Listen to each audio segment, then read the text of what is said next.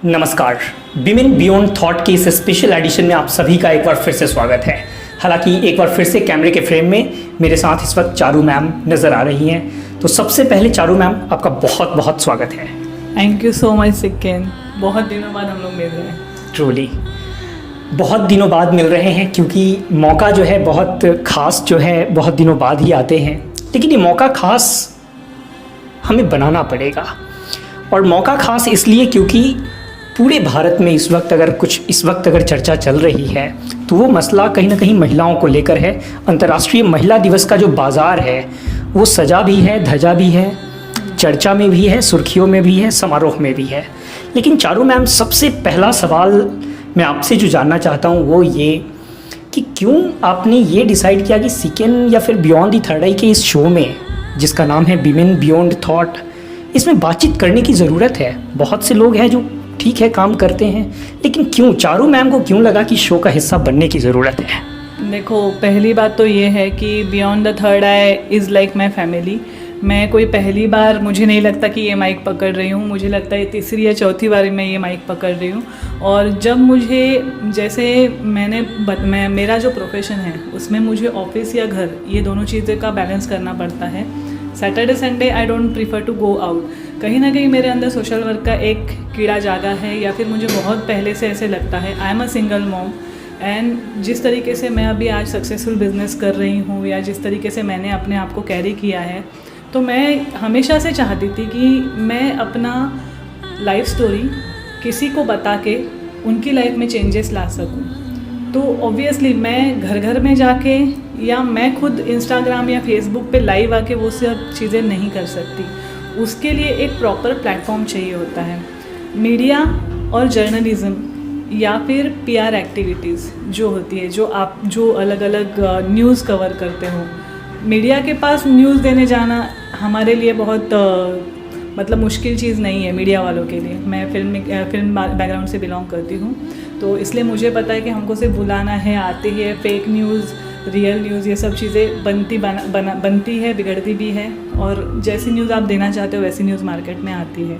तो मुझे ऐसा लगा कि बियॉन्ड द थर्ड आई मेरे फैमिली जैसा है। और जब उन्होंने विमेन बियॉन्ड थॉट्स ये कॉन्सेप्ट जब लॉन्च किया, तो मुझे ऐसा लगा कि विमेन एक तो बहुत ही क्लोजेस्ट वर्ड है मेरे लिए, बिकॉज मैं खुद एक विमेन हूँ और मैं विमेन एम्पावरमेंट पे बिलीव करती हूँ। तो बियॉन्ड थॉट्स, हर एक लेडी के, हर एक विमेन के अंदर बहुत सारे थॉट्स, बहुत सारी चीज़ें रहती है। मेरी माँ के अंदर होगा, बहन के अंदर होगा, फ्रेंड्स के अंदर होगा, पर हर इंसान को प्लेटफॉर्म ही नहीं मिलता कि जहाँ पे आप जाके बात कर सको, अपने बारे में बता सको, या अपने कोई अचीवमेंट्स या अपने कोई स्ट्रेंथ वीकनेस के बारे में लोगों को बता के किसी और की लाइफ इंस्पायर करो। हमेशा इंसान तभी मोटिवेट होता है जब उसको ये दिखाई देता है कि बाबा उसकी लाइफ से बेटर मेरी लाइफ है।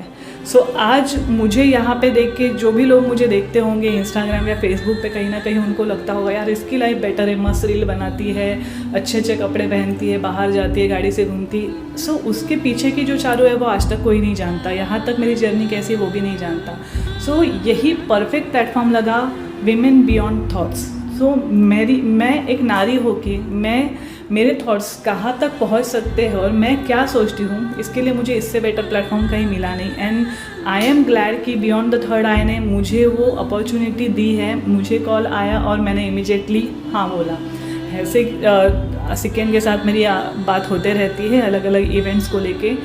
मैंने पोस्टर भी देखा था विमेन बियॉन्ड थॉट्स, और कल ही विमेंस डे हुआ है। सो इससे बड़ी अपॉर्चुनिटी कुछ है ही नहीं कि जो इस प्लेटफॉर्म पे मैं किसी को मार्गदर्शन दे सकूं। चारू मैम, आमतौर पे जब कभी भी हम साक्षात्कार का हिस्सा होते हैं तो एक एंकर या फिर जो आपका इंटरव्यू कर रहा होता है वो एक दो शब्द में आपका परिचय देता है, लेकिन ये एक ऐसा शो है जहाँ पे परिचय की कोई जगह नहीं है।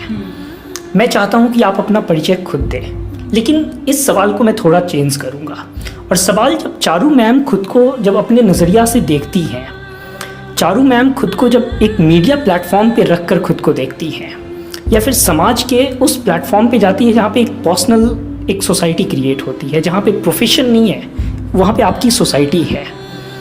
दोनों प्लेटफॉर्म पे चारू मैम अपनी पर्सनालिटीज़ में क्या डिफरेंस पाती हैं, क्या आपकी शख्सियत ऐसी है जो अन्य महिलाओं के जैसे ही हैं, और अगर वो शख्सियत अगर झलक रही है तो क्या कुछ वैल्यू एडिशन करने की इस वक्त ज़रूरत लग रही है, जिससे कि अन्य महिलाएं जो इस वक्त मुश्किल भरी संकट में है, जिन्हें सोसाइटी के लिए बेटर परफॉर्म करना है, प्रोफेशनल लाइफ के लिए बेटर परफॉर्म करना है, इस संदेश के ज़रिए वो खुद को आगे बढ़ा सके? मैं एक सिंपल लाइन में बोलती हूँ कि नारी सब पे वारी, ये ऐसे ही नहीं बोला गया है।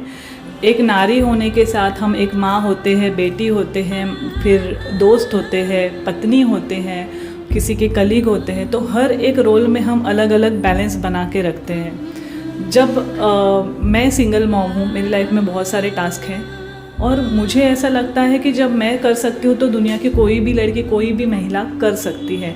बस आपके अंदर से चीज़ें आनी चाहिए। मैं जैसे आज हूँ वैसे मैं 2016 में नहीं थी।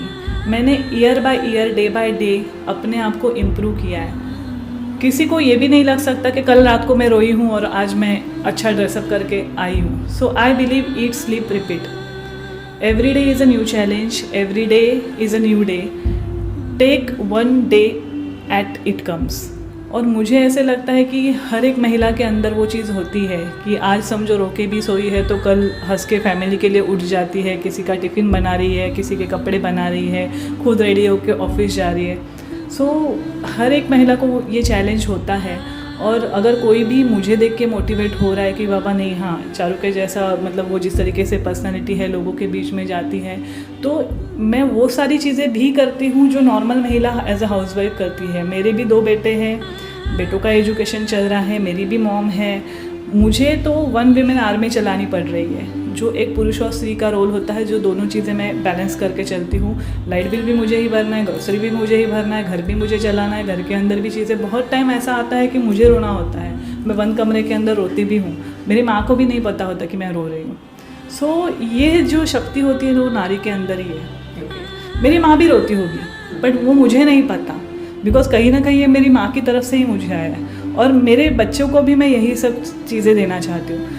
आज मैं तो बहुत प्राउड फील कर रही हूँ कि मैं सिंगल मॉम हूँ, और मेरे दोनों बेटे, चलो बड़ा बेटा नहीं पर 2nd नंबर का जो बेटा है वो मुझे देख के बड़ा हो रहा है, और वो 2 माँओं के साथ है, मतलब मेरे से ज़्यादा मेरी मम्मी उसकी माँ है। मुझे यही है कि जो भी महिला है, घर के अंदर है या घर के बाहर है, अपने लिए वक्त निकालना बहुत ज़रूरी है। घर के काम भी करो, ऑफिस के काम भी करो, बच्चों के भी करो, सब करो, पर खुद के लिए आपका खुद से प्यार करना बहुत ज़रूरी है। चारू मैम, मैं बियॉन्ड दी थर्ड आई के व्यूअर्स को एक बात कहना चाहूँगा।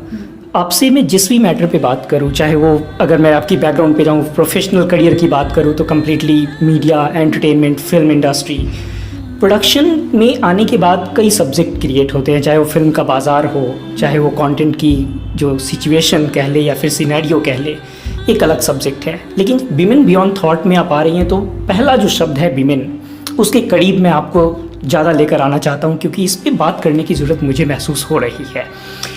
अगला मेरा सवाल आपसे ये होगा कि जिस तरीके से हर एक समाज में हर एक शख्सियत को अलग अलग नज़रिए से हम देखते हैं, ऐसे में आज क्या लग रहा है, महिलाओं की जो छवि हमने अपने भारत के एक मंच पे, भारत की ज़मीन पे जो हमने विकसित किया है, क्या वाकई चुनौतीपूर्ण है, या फिर बोल्ड महिलाएं हर कोई आज दिख रही हैं, या हर किसी को बोल्ड होने की ज़रूरत है और वो दिख नहीं रही है? प्लेटफॉर्म या अपॉर्चुनिटी सबको ही मिलती है, आप कितना डेयरिंग लेके उस चीज़ को अपनाते हो, ये बहुत इम्पॉर्टेंट होते हैं। जैसे कि इंदिरा गांधी प्राइम मिनिस्टर बनी, मदर टेरेसा हुआ, कल्पना चावला, सब ये भी आम औरतों जैसे ही है। हमको सबको एक ही जैसा जन्म मिला है, हमको किसी ने सुपरस्टार ने पैदा नहीं किया है। हमारी भी माँ है, उनकी भी माँ थी, जो भी सुपरस्टार है उनकी भी माँ नॉर्मल माँ ही है। हर एक इंसान के अंदर एक हिडन टैलेंट होता है, बहुत सारी चीज़ें होती है, आपको वो बाहर लाना है। मेरे अंदर भी ये था, मैं भी हाउसवाइफ थी, किसी को नहीं पता होगा पर मैं ऑलमोस्ट 2006 तक हाउसवाइफ थी। मैंने कॉलेज छोड़ने के बाद ही शादी की थी। मुझे नहीं लगा था कि ज़िंदगी में मैं आगे कुछ कर पाऊँगी। मुझे लगा चलो कॉलेज ख़त्म हुआ, शादी हो गई, बच्चा हो गया, ख़त्म। बट उसके बाद एक ऐसा कुछ इंसिडेंट्स मेरी लाइफ में आया कि जिससे मैंने सोचा कि बस अब ये चीज़ नहीं करनी। जब मैंने अपना घर छोड़ा तो ना मेरी एजुकेशन कंप्लीट थी, ना मेरे पास फाइनेंस था, बस हाँ मेरे पास मेरे पापा और मेरी फैमिली का सपोर्ट था। उसके बाद मैंने मेरा एजुकेशन भी कंप्लीट किया, मैं वर्नाक्युलर मीडियम से हूँ, मैंने अपने इंग्लिश पे भी काम किया, उसके बाद नौकरी भी करना शुरू किया। स्टेप बाय स्टेप मैंने अपने आप को ग्रो किया है। मैं हमेशा से मीडिया कंपनी में काम करना चाहती थी और मुझे वैसे वैसे अपॉर्चुनिटी मिलती गई। तो 5,000 से लेके लाख रुपए तक या 5 लाख रुपए तक मैं कैसे पहुंची हूँ, ये जर्नी मुझे खुद को पता है। तो सब औरतों के अंदर ये है, बस उनको निकालना है। हर एक का हिडन टैलेंट होता है सहनशीलता, और हर महिला के अंदर वो है।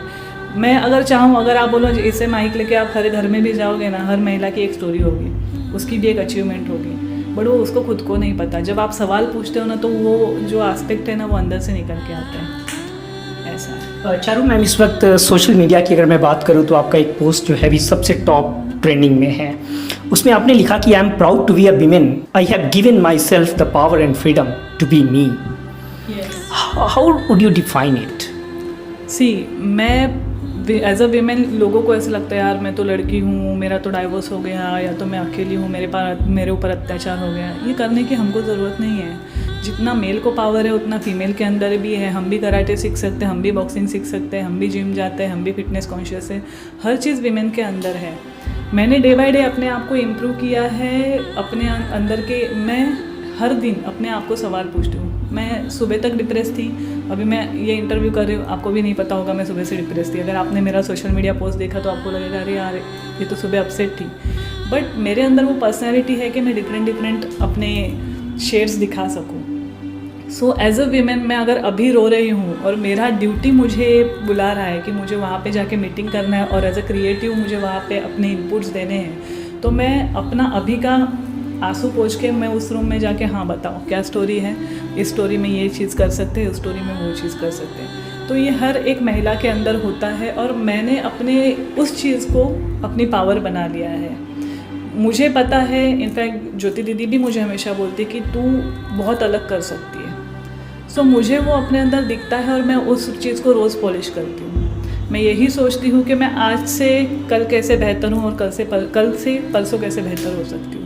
सो एवरीडे इसको करना होता है, ये प्रैक्टिस होती है। जैसे खाना बनाना, अच्छा खाना बनाना भी एक प्रैक्टिस होती है, वैसे अपने आप पे काम करना भी एक अच्छी प्रैक्टिस होती है। कि आपके दिखने से लेके, आपके बात करने के तरीके से लेके, आपकी सोच को, हर चीज़ को एक फूड लगता है। जैसे बॉडी के हर पार्ट को, आँखों के लिए एक होता है, बालों के लिए एक होता है, स्किन के लिए एक होता है, वैसे आपके थॉट्स को जिस तरीके से आप शेप करना चाहते हो कर सकते हो। मैं बेसिकली मीडिया बैकग्राउंड नहीं हूँ, मैं MBA बैकग्राउंड हूँ, और मैं मार्केटिंग बैकग्राउंड हूँ। मैं 2016 में मीडिया में आई हूँ। उसके बाद मैंने सिंडिकेशन सीखा, उसके बाद मैंने प्रोडक्शन सीखा, मैं खुद प्रोड्यूस कर चुकी हूँ, मैं एक्ट भी करती हूँ। मैंने हर चीज़ ट्राई की है। जब आप ट्राई ही नहीं करोगे तो आपको कैसे पता चलेगा कि आपके अंदर क्या है। So I am proud to be an women, कि एक वीमेन होने का मुझे ऐसा नहीं कि यार ये कैसे पहनूँ, ये कैसे दिख रहा है, वो कैसे, अरे दिख रहा है मतलब दिखेगा, उसमें क्या है। भगवान ने जिसको जैसे बनाया है कि किसी का कुछ भी देखे, इसमें हमारा कोई क्या बोलते हैं वो, हमारे अंदर कमी नहीं है। हम लोग वीमेन है, हमको ऐसा बनाया गया है, हम अपने आप को ढक के चलते हैं, हम अपनी संस्कृति को लेके चलते हैं। सो मुझे ऐसा लगता है कि वीमेन बहुत बड़ी शक्ति है, और वो अलग अलग चैलेंजेस फेस करती है, और इसलिए मुझे ऐसा लगता है कि जितना आप बेटर कर सकते हो एवरीडे प्रैक्टिस करो उसको। चारू मैम, एक सवाल यहाँ पे सबसे इम्पॉर्टेंट हो जाता है खासकर व्यूअर्स के लिए, क्योंकि तमाम व्यूअर्स की निगाहें हैं कि जिस तरीके से महाराष्ट्र की धरती पे कह ले, मुंबई में जो विमेन बियॉन्ड थॉट का आयोजन किया जा रहा है, ऐसे में तमाम जगहों पे हमने अंतर्राष्ट्रीय महिला दिवस के समारोह को विशेष तौर पे देखा। हर जगह एक अपने स्तर पे ज़बरदस्त सेलिब्रेशन रहा। ऐसे में क्या लग रहा है, वो समारोह जो है वाकई एक धरातल पे है, महिलाओं के मुद्दे के इर्द गिर्द नज़र आ रहा है, या सिर्फ जस्ट एक एंटरटेनमेंट का हिस्सा कह ले, या वाकई एक महिलाओं की क्राइसिस के सामने एक 2-3 हिस्सा हो सकता है। हम नहीं कह रहे कि आप समारोह मत करिए, लेकिन सवाल है कि जिस क्राइसिस के सामने हम हैं, क्या वो क्राइसिस का सफाया वाकई किया जा रहा है किसी बड़े आयोजन के ज़रिए? नहीं, ये जो वीमेंस डे होता है वो मुझे जितना लग रहा है कि व्हाट्सएप पे हैप्पी वीमेंस डे करना या फिर सिर्फ विश करने तक का रह गया। थोड़ी बहुत पार्टियाँ होती है, बट बहुत सी ऐसी महिलाएं हैं जो आज भी बहुत जगह पे रेप हो रहे हैं। हम बात कर रहे हैं, मे बी कहीं पे कुछ क्राइम हो रहा होगा, कोई पिट रहा होगा, किसी के ऊपर अत्याचार हो रहा है। तो ये सब चीज़ें ना एक इनिशिएटिव लेके करनी चाहिए। सिर्फ वीमेंस डे पे वीमेंस को विश करके नहीं होगा। आपके घर की वीमेन को आप जब तक रिस्पेक्ट नहीं करोगे, अपने घर के अंदर जब तक बदलाव नहीं लाओगे, जैसे मैं अपने बच्चे को कंडीशन कर रही हूँ, वैसे मुझे लगता है कि हर एक इंसान को अपने मतलब जितने भी मैं माँ हूँ, सामने जितने भी मुझे देख रहे वो भी माएँ होंगी, अगर उन्होंने अपने बच्चों को, अपने बेटों को इस तरीके से कंडीशन किया कि बाबा मैं तुम्हारी माँ हूँ, मेरा रिस्पेक्ट बनता है, तो आने वाली तुम्हारी लाइफ में हर एक वीमेन का रिस्पेक्ट करना तुम्हारा बनता है।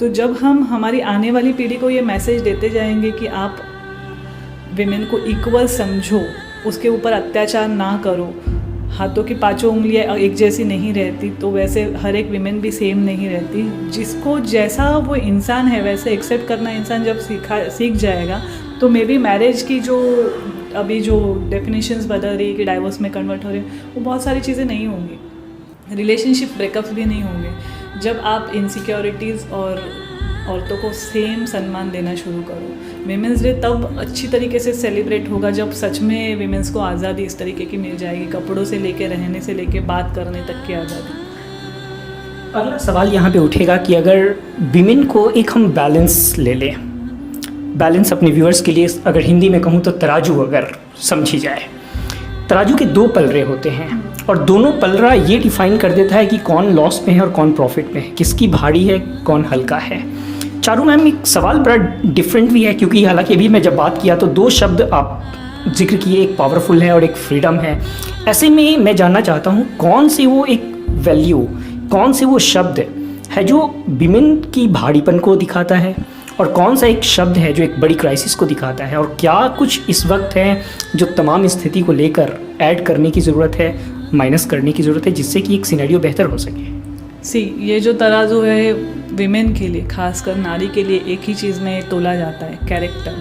बचपन से लेके बड़े होने तक हमको हमेशा हमारा कैरेक्टर, इससे बात मत करो, वो गंदा है, वो अच्छा नहीं है, ये सब चीज़ें हमको सिखाई जाती है। गलत इंसान से बात करो तो आपका कैरेक्टर ख़राब होगा।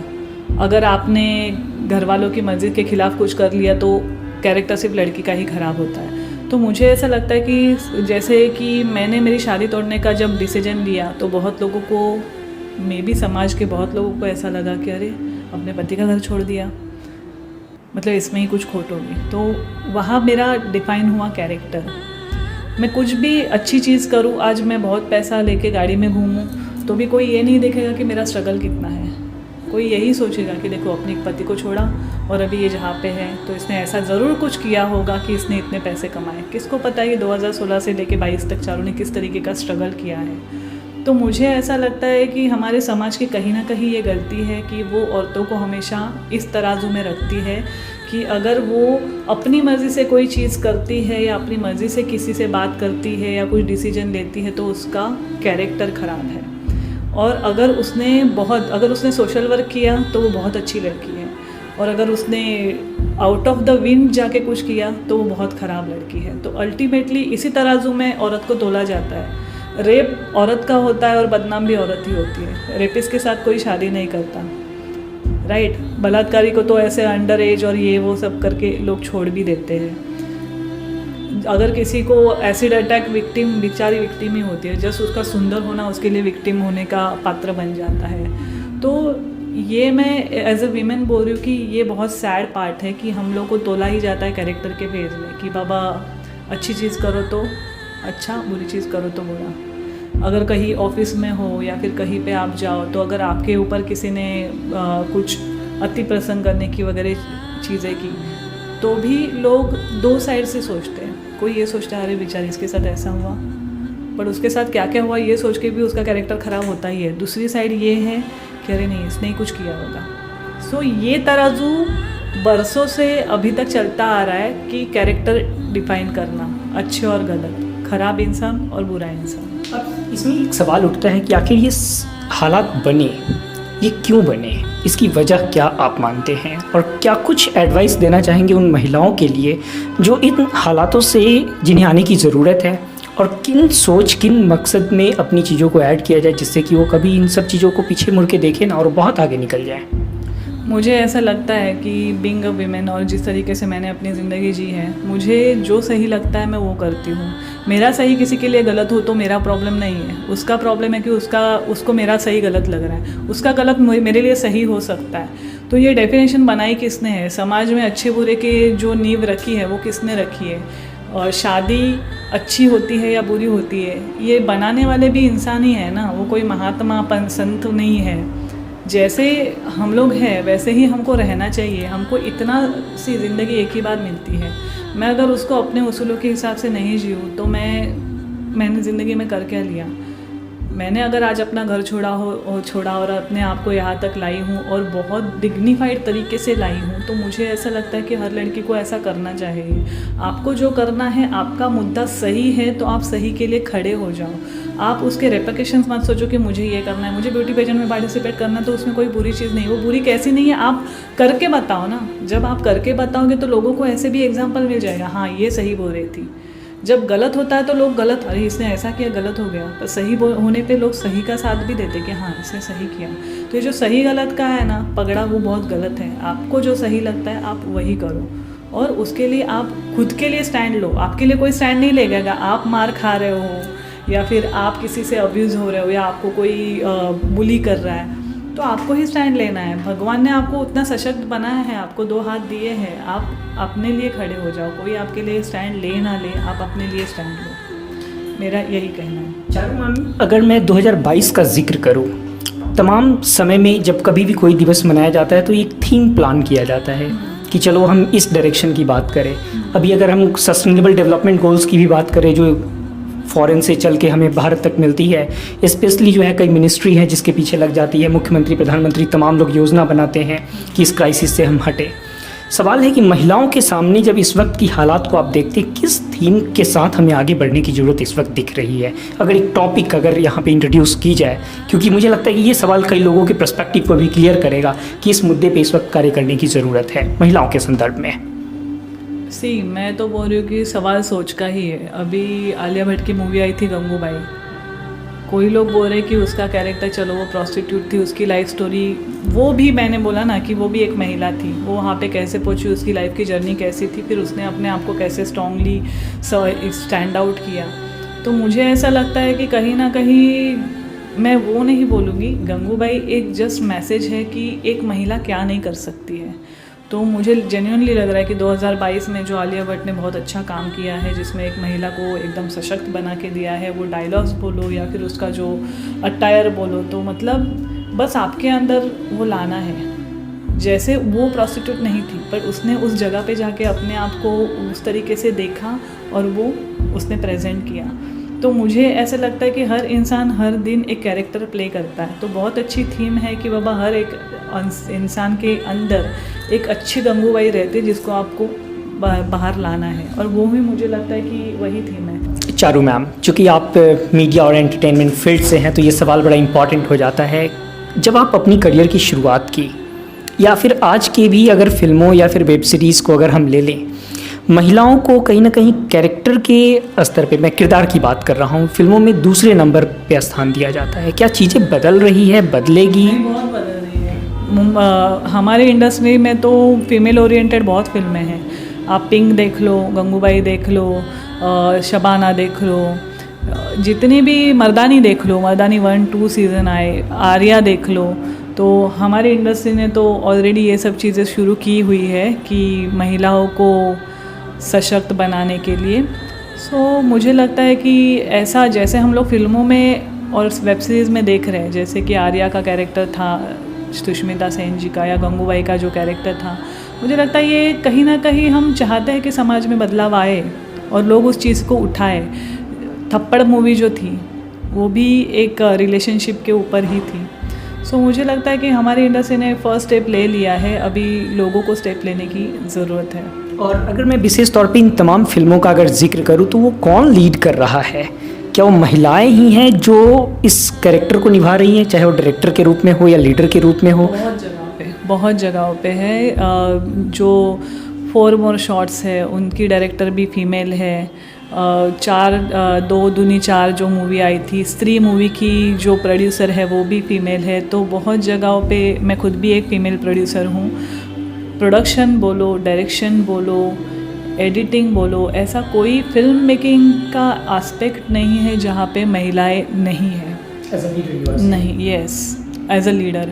और बहुत ही अच्छा, अगर आप देखोगे तो अगर आपने फिल्म के क्रेडिट्स जो लोगों के लिए मायने नहीं रखते, हमारे लिए बहुत रखते हैं, जब स्टार्टिंग में जो नाम आते हैं उसमें ही हमारे नाम आते हैं, तो कहीं ना कहीं हमारे लिए वो बहुत मायने रखते हैं। तो art designing, set designing, production, editing, हर जगह पे महिलाओं ने अपना नाम कमा लिया है।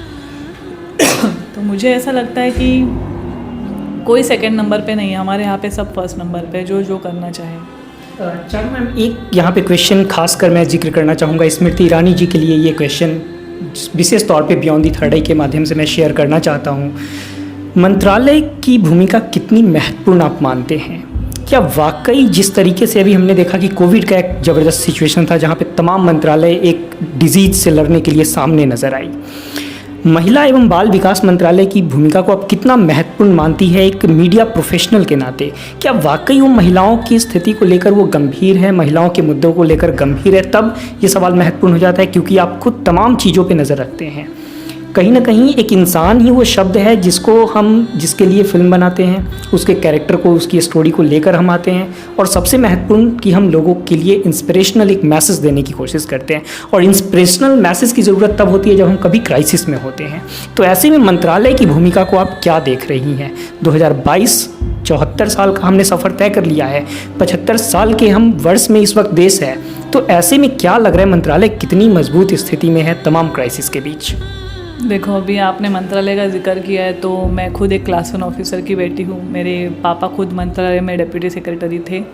तो मैंने देखा है गवर्नमेंट अपना काम बहुत अच्छे से करती है, और कहीं ना कहीं सरकार बहुत सारी योजनाएं लेके आई है। जैसे कि मुझे नहीं लगता कि मेरी प्रेगनेंसी के वक्त ऐसी कोई योजना थी जिसमें प्रेगनेंसी कवर होती थी मेडिक्लेम में, तो वो रूल आ चुका है। मुझे लगता है मोदी सरकार ने वो भी स्टेप ले लिया है जिसमें उन्होंने कुछ अलग अलग ऐसी योजनाएं निकाली है जो एक तो महिला बचत गट या फिर महिला उद्योगीकरण, महिलाओं को अलग से लोन मिलता है, अलग से सब्सिडी मिलती है। तो मुझे ऐसा लगता है कि गवर्नमेंट अपने हिसाब से बहुत अच्छा काम कर रही है। तो क्या इसे पर्याप्त समझा जाए या फिर मौजूदा चुनौतियों को अगर देखें तो कुछ और पहल करने की ज़रूरत है? मुझे जितना लग रहा है कि हम लोग जितने सोशली और डिजिटली एक्टिव है, मोदी सरकार उससे ज़्यादा एक्टिव है। हम अगर आज इस जगह सोच रहे हैं तो वो ऑलरेडी वो उस जगह सोच ही रहे होंगे। जब तक वो रिटायर होंगे तब तक वो बहुत सारी चीज़ें ऐसी कर चुके होंगे कि आगे वाली पीढ़ी के लिए बहुत सहूलियत होने वाली है, और बहुत जगहों पे सब चीज़ें इक्वल होती जा रही है। तो मुझे ऐसा लगता है सरकार अपना काम बहुत अच्छे से कर रही है। चारू मैम, एक सबसे इंटरेस्टिंग क्वेश्चन मैं लेना चाहूँगा। जस्ट इमेजिन कीजिए कि ये 1 glass of water we are having, 1 glass of water हमारे इस टेबल पे है, उसमें कुछ कलरफुल वाटर मिलाने हैं, कलरफुल कुछ लिक्विड मिलाने हैं जिससे कि वो वाटर की जो कलर है वो चेंज हो जाए, और वो जब कलर आप देखें तो आपको एक सुकून मिले। मैं ये जानना चाहता हूँ, अगर महिला को अगर एक ग्लास ऑफ वाटर की तरह हम देख रहे हैं, मौजूदा सिनेरियो को बेहतर करने के लिए, मैं नहीं कह रहा हूँ कि हमारे सामने सिर्फ चुनौती है, कतई ये चीज़ नहीं है। महिलाओं के सामने एक हैप्पीनेस है, बोल्ड महिलाओं की एक लंबी चौड़ी तादाद है, इसमें कोई शक नहीं है। लेकिन क्या आप वो कलरफुल ऐड करना चाहेंगे जिससे कि उस ग्लास ऑफ वाटर को जब आप देखें तो एक अलग आपको फीलिंग्स हो? मुझे ऐसे लगता है कि अगर महिला ग्लास ऑफ वाटर है और मुझे उसके अंदर कलर ऐड करना है तो मैं उसमें कॉफ़ी ऐड करना चाहती हूँ, क्योंकि कॉफ़ी एक ऐसी इंग्रेडिएंट है जो पानी के साथ मिक्स होती है, और वो कहीं भी हो उसकी सुगंध आती है, और वो पीने के बाद भी उसकी बहुत टाइम तक आपके मुंह पे उसका स्वाद बना रहता है। तो मुझे ऐसे लगता है कि वही एक चीज़ है जो पानी के साथ डाइल्यूट होती है, और हर एक महिला के अंदर वो क्वालिटी रहती है कि वो किसी भी माहौल में ढल सकती है। सो कॉफ़ी, जैसे हम लोगों ने शायद एक मोटिवेशनल वीडियो भी देखा था कि जिसमें ये सब चीज़ें होती है कि आलू डालो तो आलू के गुणधर्म चेंज हो जाते हैं, अंडा डालो तो वो हार्ड हो जाता है। सो मुझे ऐसे लगता है कि कॉफ़ी बीन जो होती है या कॉफ़ी पाउडर जो होती है जो पानी के साथ मिलती है तो वो पानी का रंग बदल देती है। सो हमारे अंदर भी वो चीज़ है कि हम माहौल बदल देते हैं। ऑलराइट चारू मैम, हालांकि अभी तो हमने स्पेशली महिला को लेकर मैंने बातचीत किया, और यकीनन जो भी लोग इस इंटरव्यू को देख रहे होंगे कहीं ना कहीं एक लार्जर पर्सपेक्टिव में चीज़ों को समझने की कोशिश करेंगे। लेकिन अब सवाल हम दूसरे तरफ से लेना चाहेंगे। जब आप खुद को फिल्म इंडस्ट्री के सामने रखती हैं, कितनी तैयारी इस वक्त एक महिला को करना पड़ रहा है, तब जब एक ऐसी रेस में है जहाँ पे बहुत बड़ी झुंड है, बहुत से लोग हैं जो तेज़ तर्रार अंदाज में आगे बढ़ रहे हैं, एक महिला लीडर के नाते खुद की रफ्तार कहाँ देख रही हैं? देखो, मैं तो ये नहीं बोलूँगी कि मैं अभी तक एज अ प्रोड्यूसर सक्सेसफुल हूँ। मैं कोशिश कर रही हूँ। पिछले 1-1.5 साल से, मतलब 2016 में मैंने कुछ प्रोड्यूस किया था, उसके बाद मैंने कुछ प्रोडक्शन नहीं किया। सो अभी फिर से मैं उस मुकाम पे आ गई हूँ कि अभी मैं जिस एज में हूँ, उस एज में मुझे बस अभी अचीवमेंट करना है, जो मेरा पैशन है। अभी पैसे के लिए काम करके हो गया, अभी मेरा पैशन है प्रोडक्शन, मुझे एक सक्सेसफुल प्रोड्यूसर बनना है। उसके लिए बहुत चैलेंजेस है, फाइनेंस के चैलेंजेस है, मेरे पास फाइनेंस नहीं है, इन्वेस्टर है, प्रोजेक्ट अच्छे नहीं है पर अप्रूवल नहीं है। हमारी लाइफ में भी बहुत सारे चैलेंजेस होते हैं, हमारे प्रोफेशन में बहुत सारे चैलेंजेस होते हैं। मैं एक नई प्रोड्यूसर फिर से मार्केट में उतर रही हूँ बहुत सारे चैलेंज के साथ, पर मुझे लगता है कि इस साल के एंड में या 2023 की शुरुआत में आप एक नाम सुनोगे, वो जो होगा वो मेरा होगा। उतना मैंने तय कर लिया है। कितना भी कंपटीशन हो, आप क्राउड में कैसे दिखोगे ये आपको डिसाइड करना है। ख़ास तौर पे मेरे व्यूअर्स के जहन में भी ये सवाल आ गया होगा मैम, जब आप प्रोडक्शन का जिक्र करती हैं, जब फिल्मों का जिक्र करती हैं, तो आपकी फिल्में दरअसल इस देश को क्या देना चाहती है? कौन सी वो फैक्ट्स है जिस फैक्ट्स के सहारे आप खुद को आगे लेकर आती है? कौन सी वो चीज़ें हैं सोसाइटी की जो आपको क्लिक करती है और उसे यकीनन आप फिल्मों में देखना चाहती हैं? सी, फिल्में is nothing but the actual life. जो भी राइटर होते हैं या जो भी डायरेक्टर होते हैं, वो किसी की लाइफ को देख के ही इंस्पिरेशन बना के ही उसको लिखते हैं। लोगों को बायोपिक ज़्यादा पसंद आती है, हम लोगों को फैक्ट्स बताना चाहते हैं। मेरी जो आने वाली वेब सीरीज़ है या आने वाली वेब फिल्म है, ये भी फैक्ट के ऊपर ही है। मैं उसके बारे में अभी ज़्यादा नहीं डिस्कस करूँगी, बट येस, हम लोग भी डार्क वेब, बिटकॉइंस, इसके बारे में दुनिया को नॉलेज देना चाहते हैं। तो कहीं ना कहीं इन्फॉर्मेशंस होती है, और वेब सीरीज़ हो या फिल्म के माध्यम द्वारा लोगों तक इन्फॉर्मेशन पहुंचाने का ही काम होता है। तो फिर वो औरत का स्ट्रॉन्ग होने से लेके अत्याचार से लेके हर चीज़, जो भी चीज़ें दिखाई जाती है वो कहीं ना कहीं घटी हुई होती है। कोई भी, मतलब हाँ, वास्तविकता से उसका कोई लेना देना नहीं होता, but inspired by true events ही होती है। ऐसा कोई यही नहीं है। आप कोई मूवी देख के अगर आपने उस मूवी को अपने आप से कनेक्ट नहीं किया तो वो मूवी को हमने बनाया ही नहीं ठीक से, ऐसे बोल सकते हैं। कोई भी मूवी लो जिसमें आप एक मूवी के साथ अपने आप को देखते हो कि हाँ ये मेरे अंदर है या ये मैं हूँ, तभी वो मूवी बिकती है, और वही हमारा काम है। लेकिन जब विमेन बियॉन्ड थॉट की बात हो रही है तो मेरे व्यूअर्स के जहन में ये भी सवाल होगा कि आखिर वो क्या थॉट प्रोसेस होता है जब हम 130 करोड़ की आबादी अपने भारत को देखते हैं। हो सकता है आपकी प्रोडक्शन जो है फॉरेन की भी कंट्रीज़ में हो, लेकिन जब 130 करोड़ लोगों को आप सामने देखती हैं, कैसे डिसाइड करती है कि इसी थीम पे हम फिल्में बनाएंगे तो मैक्सिमम लोगों को टच करेगी?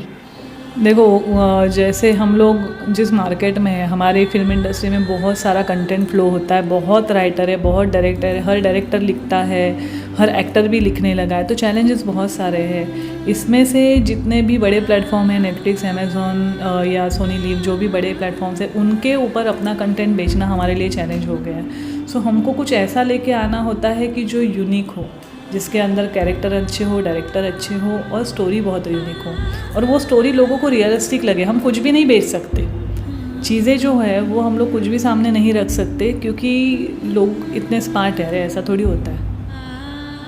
बहुत लोगों को नॉलेज होता है। आजकल लोग क्राइम ड्रामा या चीज़ें देख देख के भी सीख गए कि किसके अंदर क्या होता है, क्या सही क्या गलत, पुलिस का रोल क्या है, लॉयर का रोल क्या है, जज को क्या करना चाहिए, कौन सा लॉ है। मुझे लगता है कि ऐसी बहुत सारी फिल्में आ गई जिसमें लोगों को लॉ भी पता चल गए कि इसके लिए कौन सी धारा लगती है, उसके लिए कौन सी धारा लगती है। तो मुझे वही लग रहा है कि हम लोग भी बहुत रियलिस्टिक चलेंगे, जो है जैसा है उसको स्टोरी के माध्यम से लोगों तक पहुंचाने की कोशिश करेंगे। चारू मैम, एक बात बताइए, अगर मैं आपकी एक्सपीरियंसेस की बात करूं, जितने भी लाइफ में अभी तक प्रोडक्शन हुए हैं, आपके नज़र में क्या वो प्रोडक्शन था जो आपके फेवरेट रहे हैं, और उसकी स्टोरी जो है मैं चाहूँगा कि मेरे व्यूअर्स को भी बताएं।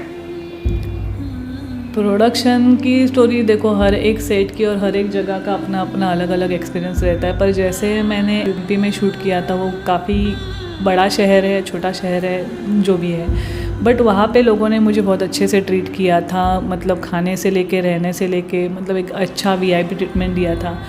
हालांकि बहुत जगहों पे मतलब यार यूपी में ये नहीं है वो नहीं है, गर्मी को छोड़ के बाकी सब चीज़ें मैंने एंजॉय की। वहाँ का खाना, वहाँ का माहौल, मतलब वहाँ के आम के पेड़ पे चिड़िया भी आम नहीं चुभती ऐसा लगता है। मतलब मैं हम लोगों ने इतनी नेचुरल चीज़ें देखी है, नेचुरल वेजिटेबल्स देखे हैं। सो मेरा कहीं ना कहीं यूपी का एक्सपीरियंस बहुत अच्छा था, लोगों को लेके और वहाँ के कल्चर को लेके। बहुत सारी चीज़ें, नहरें, बहुत नेचुरल जगह देखने मिलती है। हमारे शूटिंग में एक बहुत अच्छा एस्पेक्ट होता है कि आप हर जगह जा सकते हो, हर तरीके के लोगों के साथ काम करते हो और हर चीज़ें सीखने मिलती है। तो कहीं ना कहीं हम लोग जहाँ पे शूट कर रहे थे, जिन लोगों के घरों में शूट किया था, बहुत जगहों पे ऐसा होता है कि हमको लाइव लोकेशन में शूट करना होता है तो लोगों के घरों के अंदर, तो वहाँ भी हमको लोगों ने हाथों से खाना बना के खिलाया। तो कहीं ना कहीं मुझे ऐसा लगता है कि इंसानियत है, तो ये भी हमको वहाँ देखने मिली। तो मेरा बहुत अच्छा एक्सपीरियंस था यूपी का शूट। और मुझे लगता है कि फिल्म से रिलेटेड एक सवाल और है जो इस वक्त मुझे पूछना चाहिए, और वो ये कि एक समय था जब कोई फिल्में आती थी तो सोसाइटी को ना सिर्फ संदेश देती थी बल्कि सोसाइटी को एक सही रास्ते पर लाने में पूरी यकीन होती थी। मतलब अगर फिल्में आ गई है तो सोसाइटी बदल जाता था। कई फिल्में ऐसे उदाहरण हैं, अभी आप खुद पिंक का जिक्र कर रही थी, लेकिन सवाल था कि वो कितने लोगों को बदल पाया। कहीं ना कहीं अंतरात्मा को झकझोर तो देती है। चारू मैम, आपसे मेरा सवाल है कि आज के दिनों में जो फिल्में बन रही है, देखिए इन्फॉर्मेशन एक अलग मेथड ज़रूर है, फिल्मों के ज़रिए एक संदेश मिल जाना ही पर्याप्त नहीं है, बल्कि सामने वाले को मजबूर कर देना भी एक हिस्सा होता है, सही रास्ते पर लाना भी एक हिस्सा होता है। आज के दिनों में जो फिल्में बन रही है, वेब सीरीज़ जो उदाहरण है, कितना सफल है सोसाइटी को चेंज करने में?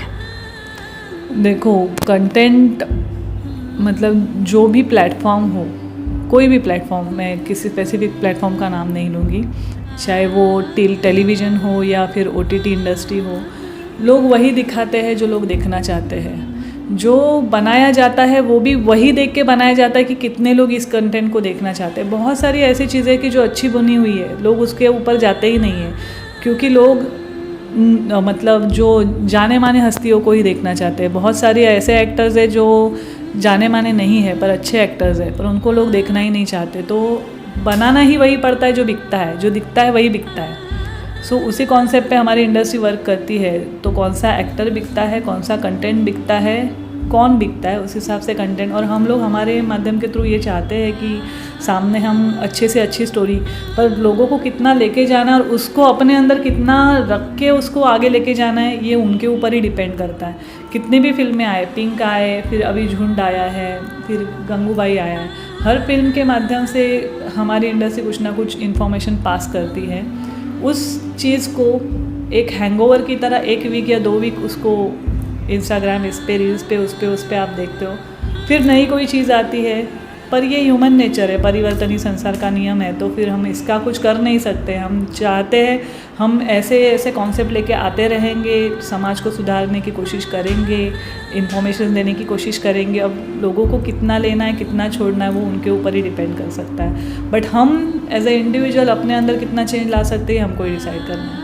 लेकिन अगर मैं बोलूँ कि चारू मैम के पास एक मैजिक की स्टिक है, और उस मैजिक की स्टिक से अगर फिल्म की इंडस्ट्री को अगर बदलनी हो, जिससे कि सब कुछ लगे कि बेहतर चल रहा है। मैं इस पहलू पे नहीं बात किया कि इस वक्त महिलाओं की स्थिति को लेकर फिल्म इंडस्ट्री की क्या हालात है, लेकिन मैं चाहता हूँ कि अगर आपके पास मैजिक स्टिक हो तो क्या परिवर्तन की उम्मीद आप करना चाहेंगी? मेरे पास मैजिक की स्टिक हो तो मैं चाहूँगी कि मैं सबको ही काम दूँ और हर महिला पुरुष सब इक्वल लेवल पे काम करे।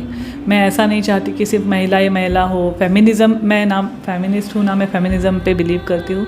मुझे ऐसा लगता है कि सबको इक्वली काम करना चाहिए। तो जितने भी फिल्म इंडस्ट्री को छोड़ के भी बाकी के जो प्रोफेशंस है उसमें भी महिलाओं को इक्वलिटी पे ट्रीट किया जाए, सेम वे मेल्स को भी किया जाए। जब तक ये चीज़ें इक्वल नहीं होगी तब तक चीज़ें अच्छी नहीं बनेगी। थॉट प्रोसेस से लेके रहन सहन से लेके बिहेवियर तक हर चीज़ इक्वल। लड़की को एज अ अपॉर्चुनिटी नहीं, एज अ रिस्पॉन्सिबिलिटी जब देखना लोग शुरू करेंगे तब बदलाव अपने आप आ जाएगा।